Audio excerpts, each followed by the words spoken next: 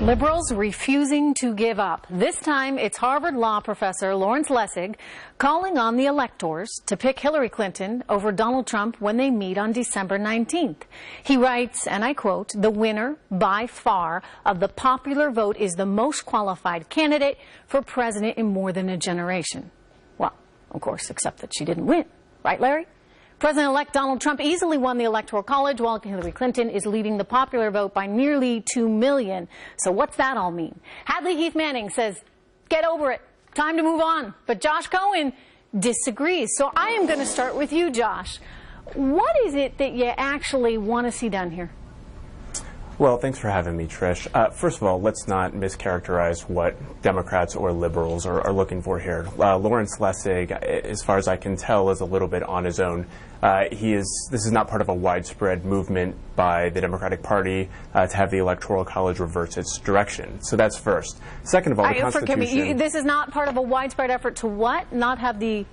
To have the Electoral College vote the opposite direction. To have the Electoral College vote for Donald Trump rather than... That's good, because that seems to me it would be a little irresponsible to encourage that. And what I see from Mr. Lessig is a little bit irresponsible. He writes, and I'm quoting here, that it would be adding insult to the framers to let a candidate who lost the popular vote win the presidency, saying that it is not meant to deny a reasonable judgment by the people. It is meant, and I quote, to be a circuit breaker just in case the people go crazy. And in the professor's view, Josh, the people went crazy, or at least the Electoral College, by allowing Donald Trump to get there.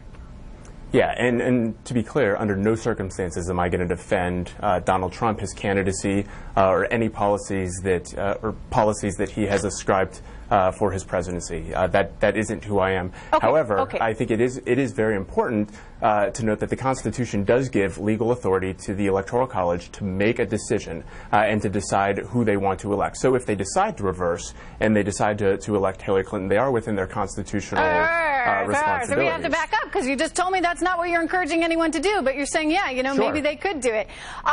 Let me go to Ms. Manning here. Hadley, we have seen a number of calls now for some kind of reversal here, not just from the professor, but, you know, you look at Jill Stein. She's out there. She's raised $4 million. She's demanding a recount. She wants to see things reversed. People are saying he is not my president.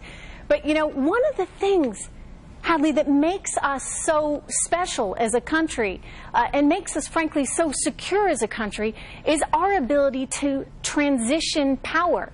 Is the left effectively putting that under threat? Well, it's true that there is a record low faith in our institutions, in our government, and our political system. And so if the Electoral College acted faithlessly and threw the election at this point, then I'm afraid that would only serve to undermine the public trust in government even further. But let me be clear. I agree that electors are free and should remain free to choose whomever they wish for president. But they should also act in good faith, because Donald Trump won majorities of states, and the electors in those states are entrusted by those majorities to represent the people of those states. You know, Hadley, a lot of people have talked about throwing out the electoral system altogether and just having a popular system for voting. But, you know, look, we are not a pure democracy. We should point that out. And I think there's something rather dangerous about allowing majority to rule. I'm from a small little place called New Hampshire, a small state. Now, New Hampshire would be pretty irrelevant in the scheme of things, because I can't imagine, Hadley, anybody would bother campaigning there or in any of these other small states where you don't have a big populous center.